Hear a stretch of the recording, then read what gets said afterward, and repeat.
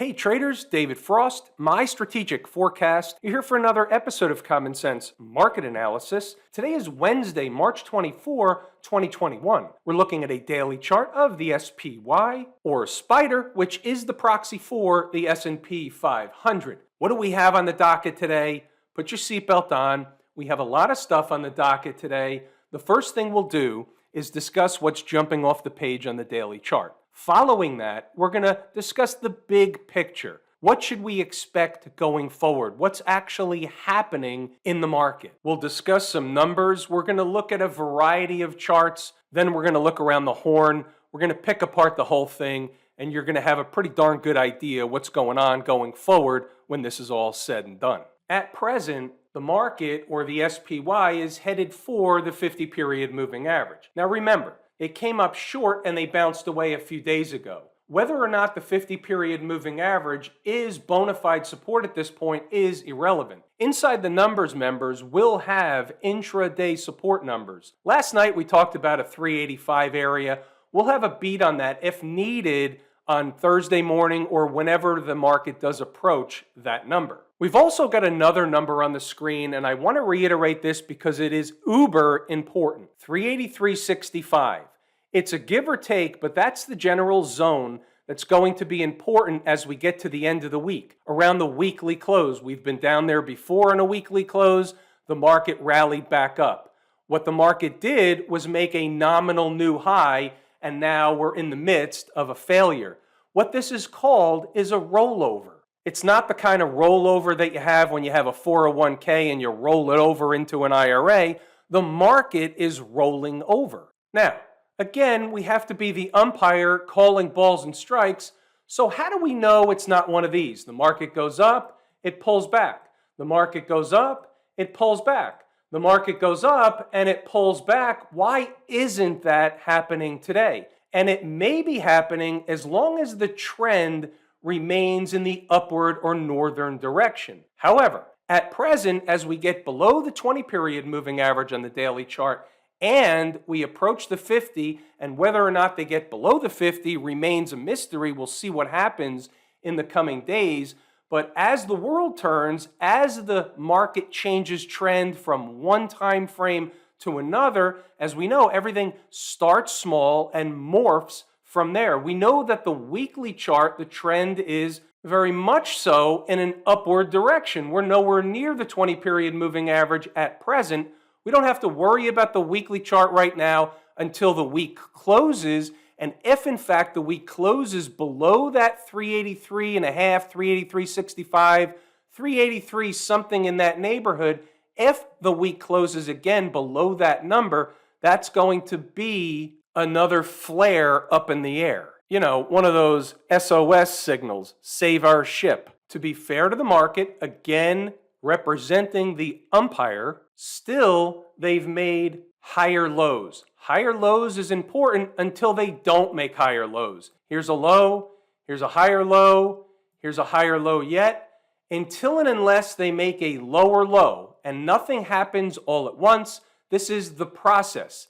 I'm giving you the stuff you need to be pre-prepared with. Until and unless they make a lower low, then the trend will remain in the northern direction. Now, the daily chart trend may turn down, but remember, the weekly chart trend is still up until and unless they close below the 20-week moving average, and then the weekly chart trend will begin to turn down. Again, everything happens one step at a time. What are those two lines up there in fuchsia, 392 and 390.80?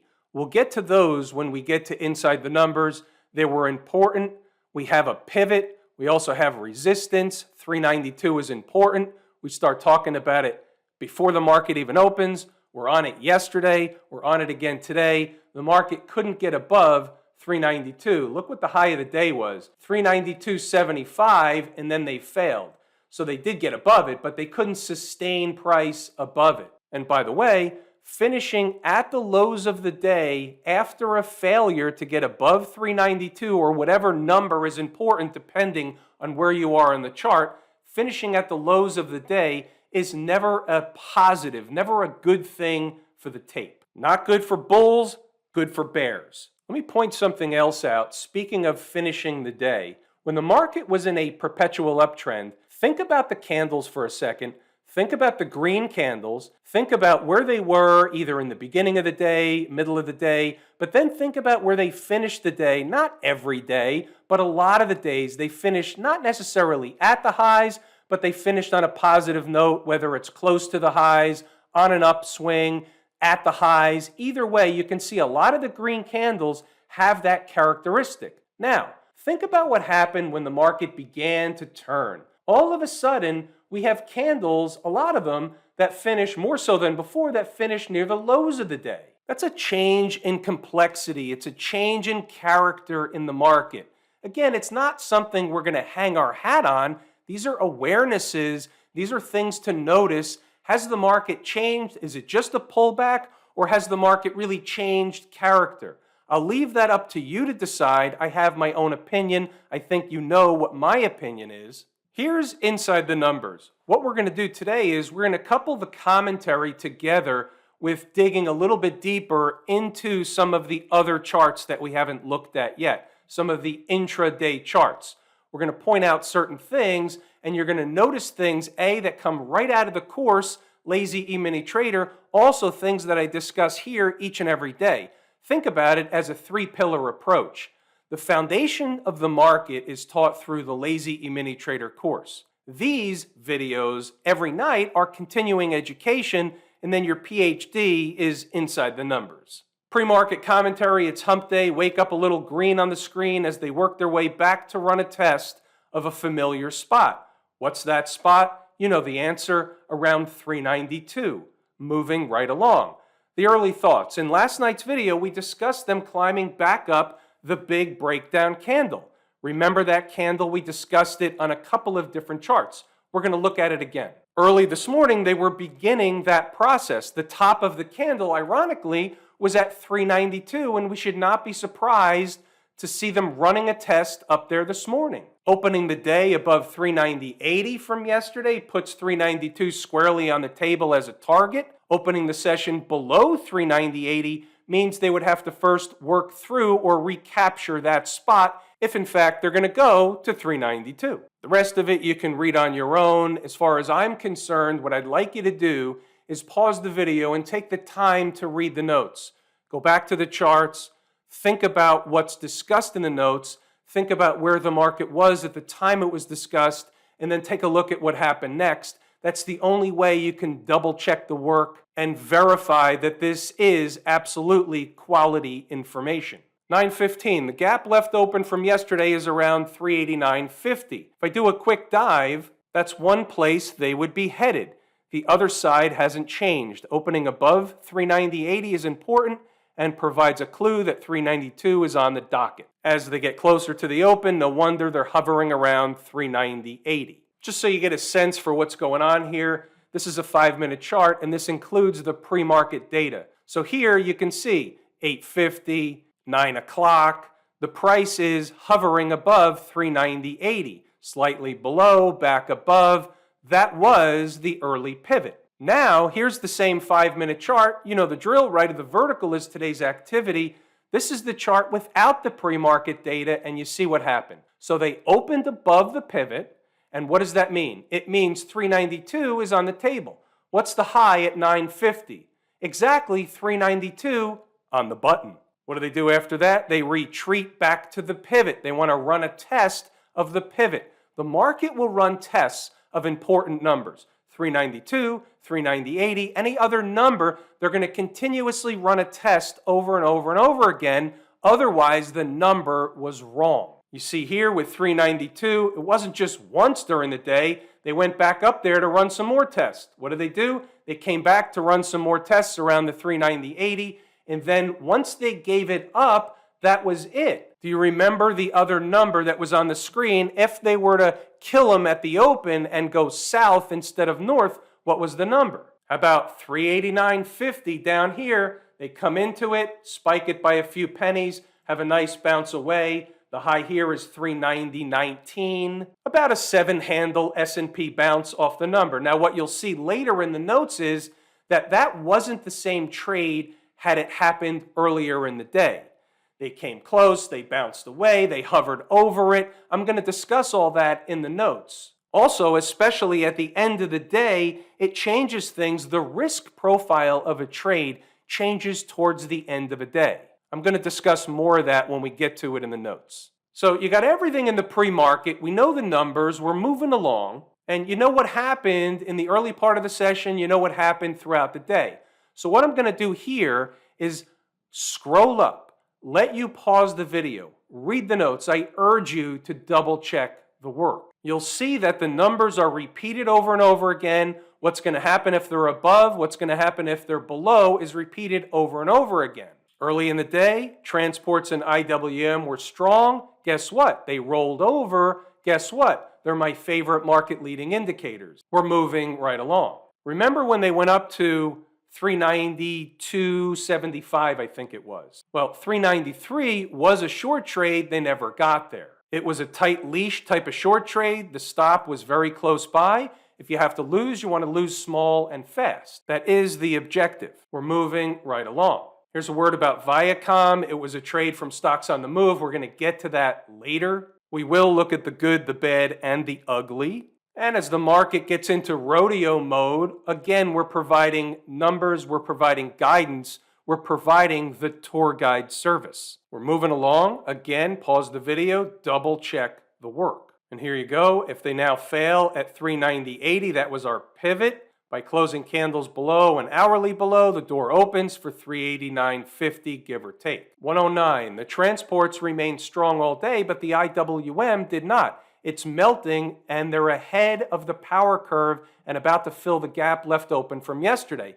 Same corresponding gap we discussed in the SPY. The IWM is my favorite market leading indicator, just saying. 389.50 is the target. And here, and go look at the chart and see what happened, a rally back to run a test of 390.80 is normal. Closing candles back above takes 389.50 off the table until back below. Continuing to move along. Here you can go back to the chart at 145. That's what it looks like when they run a test of an important spot. And this is what the market does, where it plays mind games with you, with me, with everybody else. So what happens is, in running a test of a number, they make it look like they're doing one thing. They make it look like they're going to keep going. That's the objective. Remember, the market's job, and this is really the job of the Trick, Trap, Fool, and Frustrate crew, the market's job is to make as many traders and investors look like fools as much of the time as possible. So they're running to go make a test of a specific number, and then they retreat and go back in the other direction. While they're making the test, you think the market's going to keep going, and that's the momentum people hopping on board at the very end. They get sucked in right at the top, right at resistance, for example. We're moving right along. Now, check this out at 147. They've got some rodeo action going on. They're working the heck out of the pivot. Whichever way they decide, now think about this for a minute. Whichever way they decide, this is before 2 p.m. in the afternoon, they're going to get there in earnest when it begins. Translation. At some point, they're going to get moving, and it will likely be fast. Now, fast is in the eye of the beholder, but when they did get moving and they gave up the pivot, what happened? They got moving and they went in earnest. We're moving right along. We'll keep going here. Now, some questions came in, so I posted this at 2:33. If they get to 389.50, will they bounce? And under normal garden variety market conditions, yeah, that was a spot that you would expect that. I would have certainly expected it this morning. However, not all numbers, not all trades, not all time frames of the day are created equal. So they should, but the closer to the end of the day, the more we get into anything goes part of the day.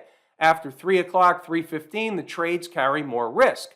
Time running out makes you think or do things differently. You feel a different kind of pressure if you're not interested in holding a position overnight, for example. Let's keep going here. So at 2:42, they had an opportunity to get to 389.50 before. They missed it. They rallied away. They're taking too long, which leads me to believe there's another price target below, aka they're eating too much time off the clock above the number. Just a gut feeling late in the day. Beware of the kill 'em into the close. We don't know, but it's certainly an awareness for any trader considering buying 389.50. My take from inside my head. Beware of the kill 'em into the close. You need a tour guide if you don't have a handle on the tape. Now, we've got to discuss stocks on the move. Again, always the good, the bad, and the ugly. GIS, MO, we'll talk about those two. DISCA, Discovery, GNOG, and Viacom. We're going to look at all the charts. General Mills, it opened below the number. That's happened a lot lately. That's part and parcel to things just are a little off across the market. And that's because of what's going on. The market is changing character. Doesn't change how we approach stocks on the move. Everything will filter out. This one opened below the number. Obviously, you can see the number was important, but below the number, it's off the table, no trade. Same routine with Altria. This one was a little bit of a heartbreaker. The opening print was 49.19. They dove down right before the open. They opened them, and then they ripped it back up in the rocket ride. Well, left at the altar. I wasn't in the trade. I don't take the trade when they open below. That's just part of my rules. The number worked. Just how they did it wasn't how I like to trade it. Focus on whether or not the numbers work. Discovery. So this one, you can see here, the low in this candle, 66.91 on the button. They pierced it, spiked it by just a little bit, and then they ran up and they provided the required minimum base hit, making a high of $67.75. Melted away to the second number. Now, this is something that I want to mention because technically, they did two things around the second number. A, they closed an hour below the stop, but they first came into the second number at 11:20, right? So here's the hourly stop, and the closing price was 82.6286, pardon me. But you didn't really have enough time for it to work out. I'm not sure I ever addressed that type of scenario. You can see what happened. The second number also worked. They went back and forth around the second number before giving up everything into the end of the day, getting dragged down along with the rest of the market. But here's what I'll say. If a trade is coming into a number, for example, in this case, it was the second number, and it's close to an hourly close, I would err on the side of caution, wait for the hourly close, see what happens. Maybe you miss the trade, maybe you don't, maybe you save yourself a headache, but that's just erring on the side of caution. I never talked about that before. Frankly, I can't remember a time when I got into a trade right next to the hourly close and then the hour closed below the hourly stop. So it can happen. Everything can happen. It did happen. So I'm addressing it. GNOG. I'm going to have to call this one a shitburger for the books. And here's why. It's debatable whether or not a trader should have or could have or would have taken the trade after eating some time off the clock above 1523. However, it was in one of those no man's land where you could have taken it and you could have passed on it. It wasn't too close, yet it was close. It goes into the part art, part science. So this is really the art form. I couldn't blame anybody for taking the trade. I took the trade. Then what happened is they came up short of the second number and bounced away, and you see the rest. So it becomes a shitburger. The numbers didn't work today in GNOG. You can see the second number at 1452. It worked, only it just didn't do what it was intended to do in the manner in which we intended. Therefore, it has to be classified as a shitburger. About Viacom. Similar situation, again, making a low here of $80.11, and think about the high following the low, 82.02. Almost a $2 bounce away, and the question is, was it too close or was it not too close? And again, I can't blame anybody for taking the trade. I guess if we're erring on the side of caution, and by the way, I got caught in this trade. I took a hit in Viacom today. After they bounced away and they came into the number, they just kept going. They tried to find stability around the second number. They fell away. The rest is history. You see what happened. You know what happened. So here's what I'll say. We're going to have shitburgers. We're not going to be able to win every trade. That's an impossibility. We all know that we're in the risk business. Nobody expects to win every trade, but I need to put something in perspective. The trades over a long, and I mean a long period of time, average win rate, painting by the numbers, 83%. It never deviates more than a point and a half away from that in either direction. But now think about this for a second. What does that mean? And by the way, side note, this is why we use stops. Nobody should have been riding this all the way down. We have a stop. The market, or Viacom in this case, went down right before the hourly close, or right after the hourly close, I should say. So that's where we kind of got caught in a little bit of a draft word in the southern direction. Again, it falls into the camp of shit happens. So the point I was making before is, let's just say there is a win rate of 83%. The flip side of that, again, being the umpire, is that there's 17% of all trades lose. We go weeks without a losing trade, and then all of a sudden you have 2-3 losers in a couple of 3 days. It happens. It's the law of averages. That's the way it works. Trading and the law of averages. Nobody wants to take a loss, but I assure you, if you don't abide by the stops, you end up trading on hopium. You end up turning a trade into an investment that's held overnight. We don't want that. What's going on over in Camp IWM? Down another $4 today. You see what's going on. This is what they call, in technical terms, a rollover. You can call it anything you want. You can call it a double top, right? Even though they made a new top, they call it a double top. You can call it a failure of a breakout. You can call it anything you want. Right now, they finished on the lows.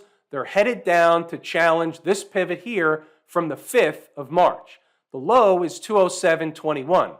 They give up that low, and they're going to come fill the gap. Not all at once, not in the same day. They're going to head down to spike through $200. Is that area down here, somewhere in here? Maybe it's this one here. Is this general zone a breakout area? Is this where the market yet again broke out and traveled up to new highs once again? Yeah, it is. That's why it's more likely than not they will find at minimum of temporary support in and around that zone. You have a gap, a breakout area, you have a 100 period moving average above 200, you have a big fat round number of 200. That area down there, and let's just get the number of the gap. The closing price is 196.49. So let's just say 196.50, 196, 197, 198, even all the way up to 200. Somewhere in that neighborhood is garden variety chart support and a full stack. What about the folks down at the transportation department? They had some rally going on earlier in the day. They failed. 14,150 is important. Getting above, closing hourly and daily above will generally promote higher prices. Staying below, and they're going to eventually have to come down and challenge the 20-period moving average. If the market's going to go on a sell and everything's going to get thrown out with the bathwater, again, remember we're talking about 13,550, give or take, would be a near-term, near-price target for the transports. What about the folks out in Silicon Valley? So pay attention to this one. This is interesting. Again, this chart remains different than most of the rest. So first of all, we had a gap. And the gap was at 313.14. So they closed below the gap. That's another negative sign. This was making lower highs to begin with. Before we talked about higher lows, this chart, lower highs. Totally different scenario. That's a bearish setup. The Qs made a high, they make a lower high, and now they're beginning to fail again. Start getting below 307, and this pivot here, again from the 5th of March, is in jeopardy. That low is 297.45. They break that low, look out below. Not sure they stop at the 200 period moving average other than for a cup of coffee. The financials, they still haven't rolled over. Staying below the 20 period moving average and eating time off the clock, what are they going to do? They're going to fall down to the 50 period moving average. Remember the weekly chart of the financials. This is really the Mendoza line.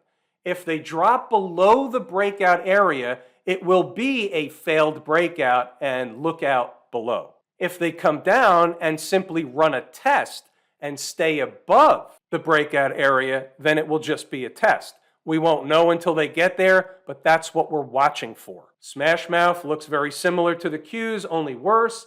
So you have this down move, you have the wedge going on, so we'll do it this way. So you have a wedge going on. We talked about this last night, I believe. Now, they're basically, and this wasn't programmed, it just kind of happened that way, they're basically at the bottom portion of this channel. So what's going to happen if they break through this channel? First, they test the low, and then if they break the low, again, it's the same lookout below. If all that's happening on the daily chart, they're giving up the 20-week moving average, and that's another reason why it's a lookout below. We said it a long time ago, these type of topping processes is exactly that. It's a process. Not every sector, not every stock, not every market goes down or turns at the same time or even on the same week. It's a process, sector rotation. Have I told you how much I appreciate each and every one of you? Without you, these videos are not possible. That is true and accurate information. We're going to pull the ripcord here today. I'm David Frost,